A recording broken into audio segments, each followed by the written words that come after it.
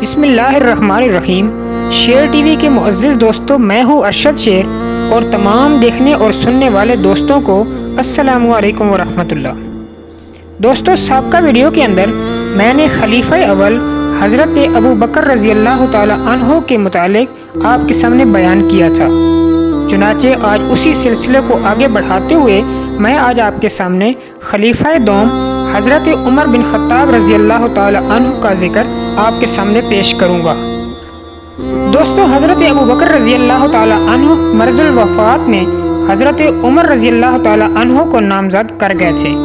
چنانچہ ان کی وفات کے بعد جمادی الثانی 13 ہجری میں حضرت عمر رضی اللہ تعالی عنہ ان کے جانشین مقرر ہوئے۔ آپ کا نام عمر رضی اللہ تعالی عنہ تھا اور فاروق آپ کا لقب تھا۔ آپ قریش کی شاخ بنی عدی سے تعلق رکھتے تھے، جبکہ 8ویں پشت پر آپ کا نسب رسول اللہ صلی اللہ علیہ وسلم سے مل جاتا ہے۔ آپ کا خاندان زمانہ جہلیت میں بھی ممتاز تھا۔ قریش کے نظام میں سفارت اور فصل مقدمات کا عہدہ آپ ہی کے خاندان میں تھا۔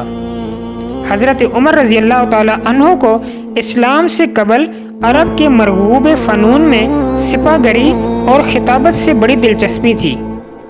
معمولی نوشت و خوان سے بھی واقف تھے۔ معاش کا ذریعہ تجارت تھا۔ اسی سلسلے میں آپ دور دور کا سفر کر چکے تھے۔ ان سفروں نے آپ کو بہت پختہ کار اور معاملہ فہم بنا دیا تھا۔ اس لیے سفارت کا خاندانی عہدہ ان کے متعلق ہوا، اور قبائل میں جب کوئی پیچیدہ مسئلہ پیش آ جاتا تو آپ سفیر بن کر جاتے اور اپنے فہم و تدبر سے اس مسئلے کو حل فرماتے۔ دوستو، ظہور اسلام کے وقت عمائد قریش کی طرح حضرت عمر رضی اللہ تعالی عنہ بھی اسلام اور مسلمانوں کے سخت دشمن تھے۔ اسلام ان کی نگاہ میں سب سے بڑا جرم تھا، جس کا مجرم ہر سزا کا مستحق تھا۔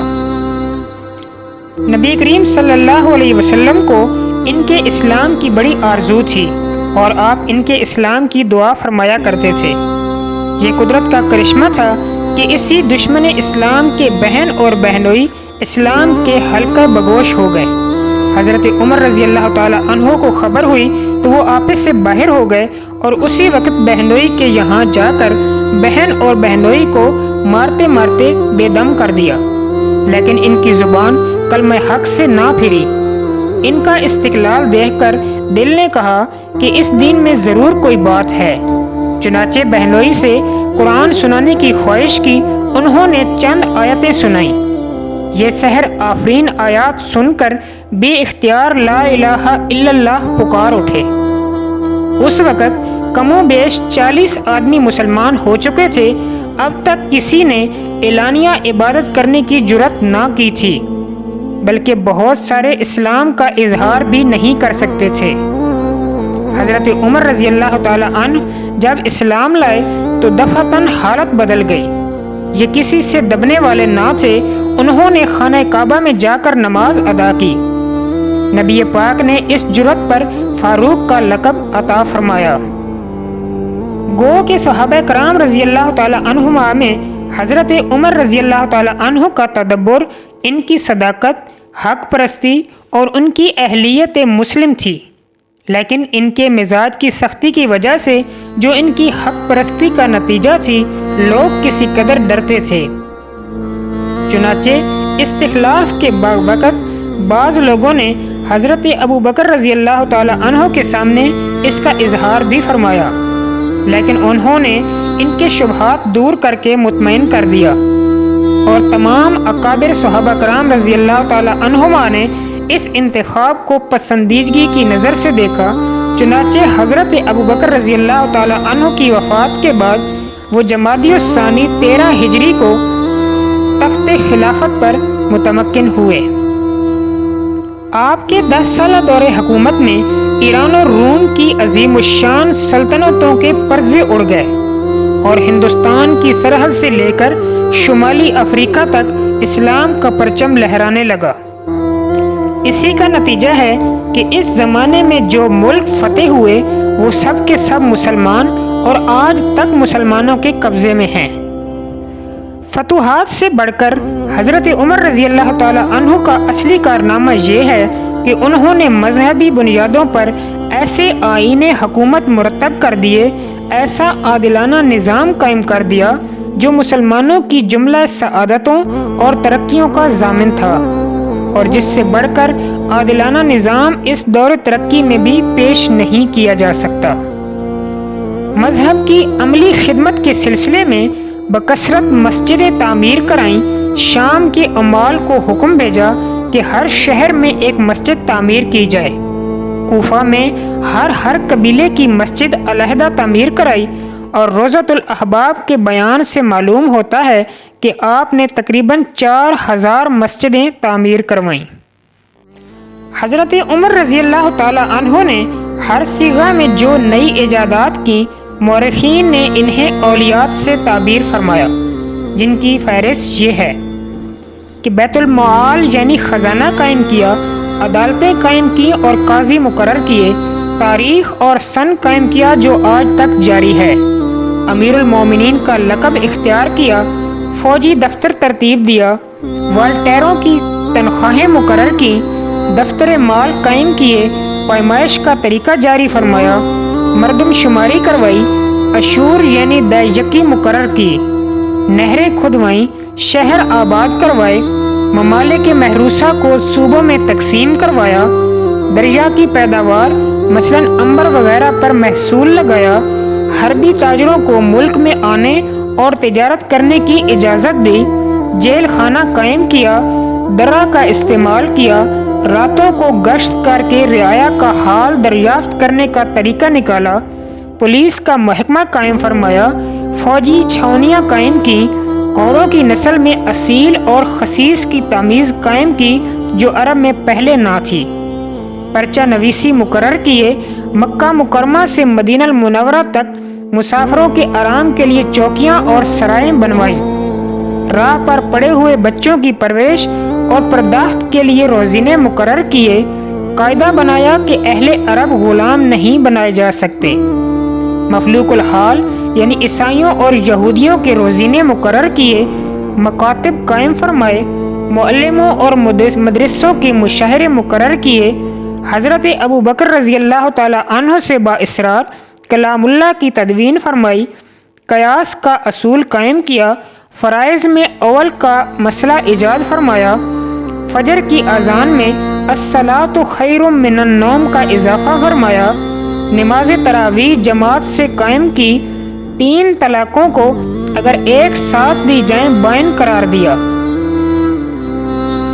شراب کی حد 80 کوڑے مقرر کی، تجارت کے گھوڑوں پر زکوٰۃ مقرر کی، بنی تغلب کے عیسائیوں پر جزیہ کی بجائے زکوٰۃ مقرر کی، وقف کا طریقہ ایجاد فرمایا، نماز جنازہ میں 4 تکبیروں پر اجماع کروایا، مساجد میں واعظ کا طریقہ جاری فرمایا، اماموں اور مؤذنوں کی تنخواہیں مقرر کی، مسجدوں میں روشنی کا انتظام کروایا، ہجو کہنے والے کے لیے تعزیر کی سزا مقرر فرمائی، جبکہ غزلیہ اشعار میں عورتوں کے نام لینے سے سختی سے منع فرمایا۔ دوستو، 22 لاکھ مربع میل پر حکومت کرنے والے خلیفہ دوم حضرت عمر رضی اللہ تعالی عنہ کی شہادت کا حادثہ عظمی 23 ہجری میں پیش آیا، جس کی تفصیل اس طرح ہے کہ ایک مرتبہ حضرت مغیرہ بن شعبہ رضی اللہ تعالی عنہ کے پارسی غلام ابو لولو نے حضرت عمر رضی اللہ تعالی عنہ سے شکایت کی کہ اس کے آقا اس سے بہت بھاری ٹیکس وصول کرتے ہیں اور اسے کم کرانے کی درخواست کی۔ آپ نے پوچھا کہ کتنا محصول لیتے ہیں؟ ابو لولو نے کہا کہ 2 درہم روزانہ۔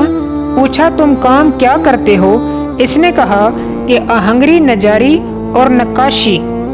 فرمایا ان پیشوں کے مقابلے میں یہ رقم زیادہ نہیں ہے۔ اس فیصلے پر وہ ناراض ہو کر چلا گیا۔ دوسرے دن فجر کی نماز کے وقت خنجر لے کر مسجد میں آیا۔ جیسے ہی حضرت عمر رضی اللہ تعالی عنہ نے نماز شروع کی، ابو لولو نے دفعتاً بڑھ کر مسلسل 6 وار کیے، جس سے حضرت عمر رضی اللہ تعالی عنہ زخمی ہو کر گر پڑے۔ آپ کی جگہ حضرت عبد الرحمن بن عوف رضی اللہ تعالی عنہ نے نماز قائم کروائی۔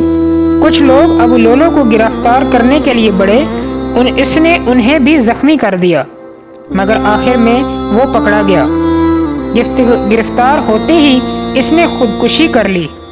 نماز تمام ہونے کے بعد حضرت عمر رضی اللہ تعالی عنہ اٹھا کر لائے گئے۔ پوچھا کہ میرا قاتل کون تھا؟ لوگوں نے عرض کیا کہ فیروز۔ فرمایا کہ الحمدللہ میرا قاتل مسلمان نہیں ہے۔ زخم نہایت قاری تھا اور بچنے کی کوئی امید نہ تھی۔ اس وقت سب سے اہم مسئلہ آپ کی جانشینی کا تھا۔ اس میں مختلف قسم کی پیچیدگیاں پیدا ہو چکی تھیں۔ اس لیے آپ کی وفات سے پہلے صحابہ کرام رضی اللہ تعالی عنہما نے آپ سے جانشین نامزد کرنے کے لیے درخواست کی۔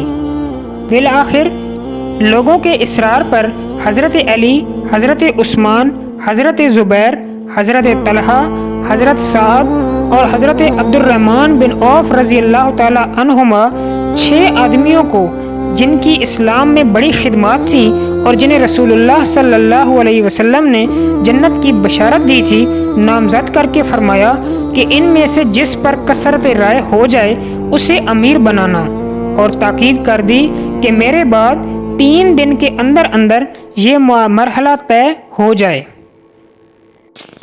قومی امور سے فراغت کے بعد ذاتی معاملات کی طرف متوجہ ہوئے اور اپنے صاحبزادے حضرت عبداللہ بن عمر رضی اللہ تعالی عنہ کو وصیت کی کہ میرے بعد میرا قرض ادا کرنا، اگر میرے متروکہ مال سے ادا نہ ہو سکے تو خاندان ابی سے درخواست کرنا، اگر ان سے بھی نہ ہو سکے تو کل قریش کے علاوہ اور کسی کو تکلیف نہ دینا۔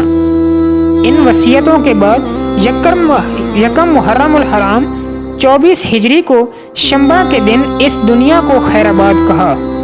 وصیت کے مطابق حضرت صہیب رضی اللہ تعالی عنہ نے نماز جنازہ پڑھائی اور آقا نامدار نبی کریم کے پہلو میں سپرد خاک کیے گئے۔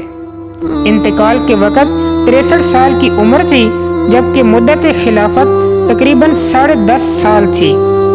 وفات کے بعد حسب ذیل اولادیں یادگار چھوڑیں: حضرت عبداللہ، حضرت عاصم، حضرت عبد الرحمن، حضرت زید، حضرت مجیر رضی اللہ تعالی عنہما۔ ان میں 3 اول الذکر زیادہ نامور ہوئیں۔ اولاد اناس میں ام المومنین حضرت حفصہ اور رقیہ رضی اللہ تعالی عنہا تھیں۔ آخر میں خاندان نبوت سے شرف انتساب حاصل کرنے کے لیے حضرت علی رضی اللہ تعالی عنہ کی صاحبزادی ام کلثوم رضی اللہ تعالی عنہما سے 40,000 مہر پر عقد فرمایا تھا۔ دوستو، خلیفہ اول کے بعد حضرت عمر رضی اللہ تعالی عنہ کی دینی خدمات اتنی زیادہ ہیں کہ جن کو مختصر وقت میں سمیٹا نہیں جا سکتا۔ آپ کے کارنامے اتنے زیادہ ہیں کہ جن پر کھول کر گھنٹوں بات ہو سکتی ہے۔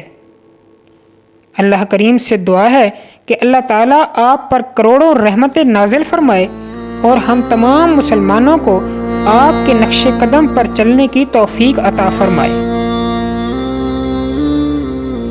اس دعا کے ساتھ آپ سے اجازت چاہوں گا۔ انشاءاللہ ایک نئی ویڈیو کے ساتھ آپ کی خدمت میں حاضر ہوں گا۔ تب تک کے لیے اجازت دیجیے۔ اللہ نگہبان۔